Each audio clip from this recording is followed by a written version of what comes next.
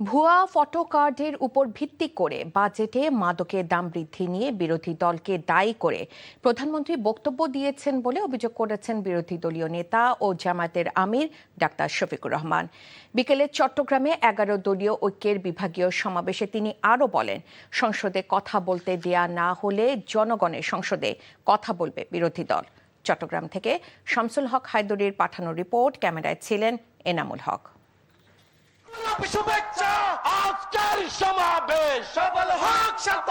লালদিঘি ময়দানে আয়োজিত সমাবেশে ১১ দলীয় ঐক্যের বক্তারা সরকারের উদ্দেশ্যে বলেন, গণভোটের গণরায় বাস্তবায়ন, জনদুর্ভোগ নিরসন, দ্রব্যমূল্যের ঊর্ধ্বগতি নিয়ন্ত্রণ, আইনশৃঙ্খলা পরিস্থিতির উন্নয়ন এবং জনগণের ন্যায্য অধিকার প্রতিষ্ঠা করতে হবে।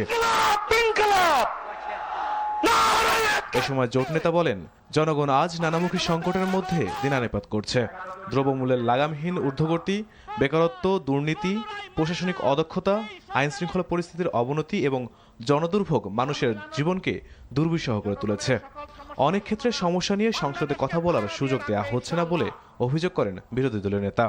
ধূমপান জাতীয় দ্রব্যের ট্যাক্স বাড়ানো হয়েছে বলে বিরোধী দল তার বিরুদ্ধে প্রতিবাদ করে মিছিল করেছে। প্রধানমন্ত্রীর এই পদটা রাষ্ট্রীয় পদ, তার মুখ দিয়ে যদি অনবরত এই সমস্ত ভুলভাল কথা বের হতে থাকে, বাংলাদেশ লজ্জিত হবে, ক্ষতিগ্রস্ত হবে।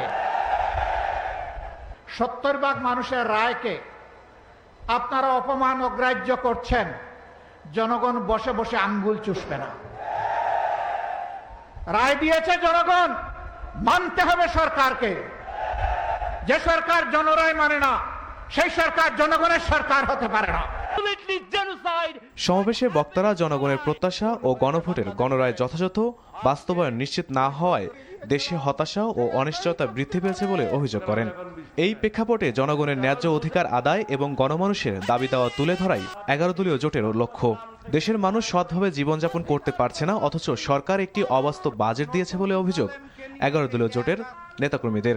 লুটপাটের রাস্তা বন্ধ করেন নাই, ব্যাংক দখল বন্ধ করেন নাই, ফলে আমরা জানি না এই বাজেটের কত টাকা জনগণের উন্নয়নে ব্যয় হবে, কত টাকা আপনার দলের নেতা কর্মীর পকেটে যাবে।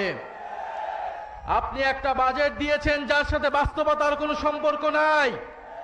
জনগণকে স্বপ্ন দেখাচ্ছেন, যেই স্বপ্ন পূরণ করতে আপনি চূড়ান্তভাবে ব্যর্থ হবেন। সমাবেশে অন্যান্য বক্তাদের মধ্যে বক্তব্য রাখেন বাংলাদেশ খেলাফতে মজলিসের আমির আল্লামা মামুনুল হক, এবি পার্টির সাধারণ সম্পাদক barrister Asaduzzaman Fuad. NTV news desk.